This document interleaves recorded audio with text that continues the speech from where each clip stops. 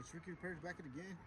Today, we might be making the last video for the Ford Fusion 2012 2.5. Alright, let's go ahead and top off the windshield fluid, which is located right here. Everything's topped off. That's the only one we need to top off. Just going to add it. Alright, just going to top it off.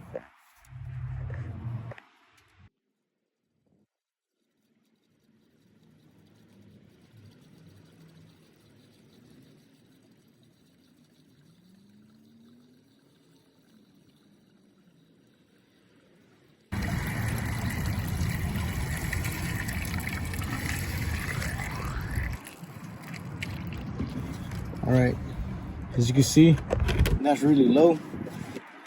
All right, so now it's topped off. So that's it. All right, so that's it for today. Thank you for watching.